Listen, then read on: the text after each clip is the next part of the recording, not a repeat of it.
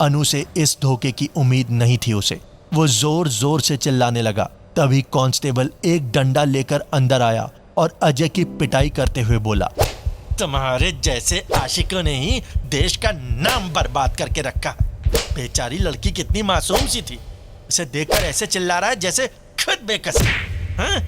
चुपचाप पड़ा रहा यहाँ, वरना 1 महीने के बाद भी बाहर नहीं निकल पाएगा। अजय इस समय बहुत सदमे में था। वो पिटता रहा मगर मुंह से एक आह तक नहीं निकली। उसकी आंखों के आगे अनु का मासूम सा चेहरा घूम रहा था, लेकिन अब उस चेहरे को देखकर अजय को प्यार नहीं बल्कि नफरत हो रही थी। पिटते पिटते अजय लगभग बेहोश हो गया। तब कांस्टेबल वहां से चला गया और अजय को वापस लॉकअप में बंद कर दिया। होश में आने पर अजय फिर सारी पुरानी बातें याद करने लगा और उसकी आंखों से आंसू बह निकले। जितना दर्द उसे उसके शरीर पर लगी चोटों से हो रहा था, उससे कहीं ज्यादा दर्द उसके दिल में था, क्योंकि अनु से इस तरह की बेवफाई की उम्मीद नहीं थी उसे। उसने मन ही मन डिसाइड किया, एक बार यहां से बाहर निकल जाऊं, फिर बताऊंगा गुमराह करना क्या होता है। मेरे प्यार को तुमने मजाक बनाकर रख दिया ना अनु, इसकी सजा तुम्हें जरूर मिलेगी।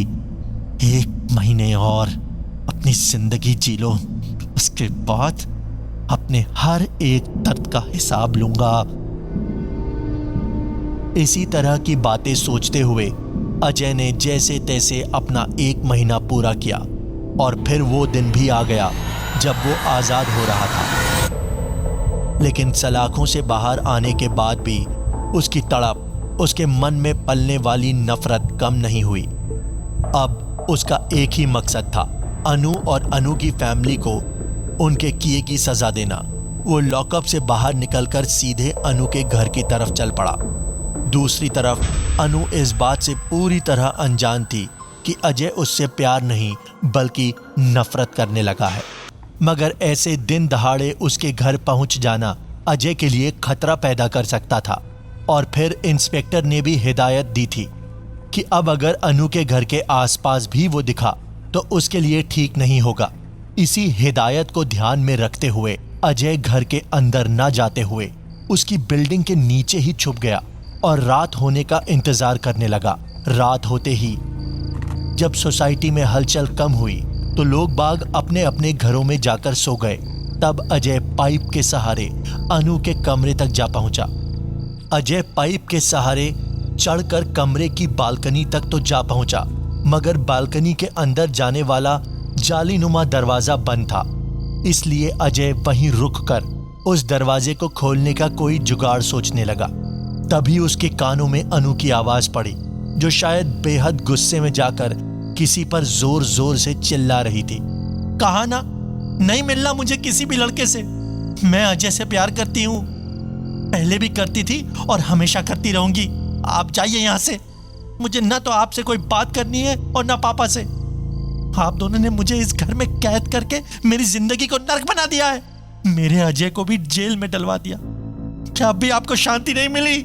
क्यों पीछे पड़े हैं मेरे आप लोग? अनु की ऐसी बातें सुनकर अजय एक पल को हैरान रह गया। उसे यकीन ही नहीं हो रहा था कि जिस अनु से वो इतनी नफरत करने लगा था, वो आज भी उसे उतना ही प्यार करती है। मगर अनु इस तरह जोर जोर से किस पर चिल्ला रही थी, ये अब तक अजय को समझ नहीं आया था। इसलिए वो जाली के गेट के पास जाकर चुपचाप अंदर झांकने की कोशिश करने लगा।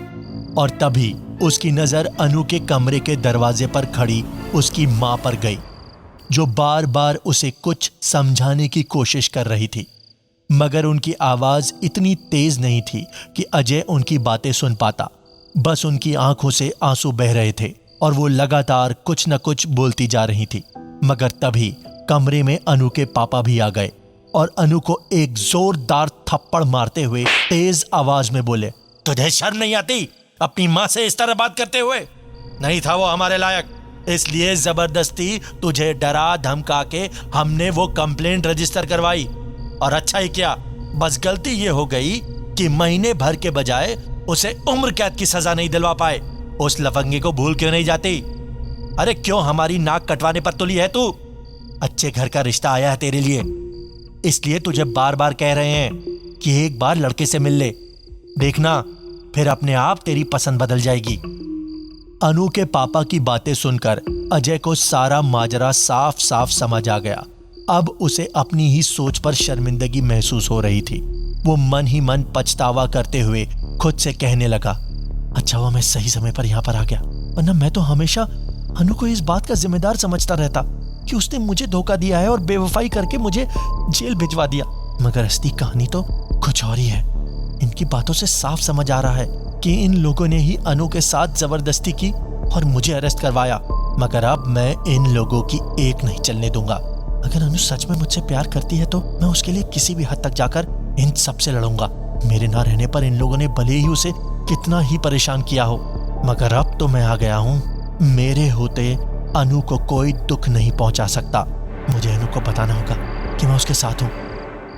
ऐसा सोचते हुए वहीं चुप कर खड़ा रहा और अनु के पेरेंट्स के वहां से चले जाने का इंतजार करता रहा।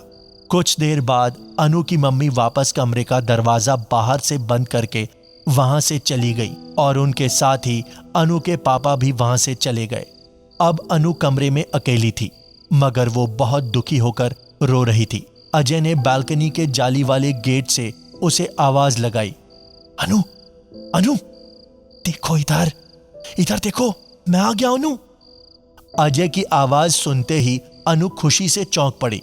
वो जल्दी से बालकनी की तरफ आई, मगर गेट पर लटकते ताले को देखकर वहीं रुक गई और उदास होकर बोली, अरे यार, यहाँ भी माँ ने ताला लगा रखा है और मेरे पास इसकी चाबी भी नहीं है।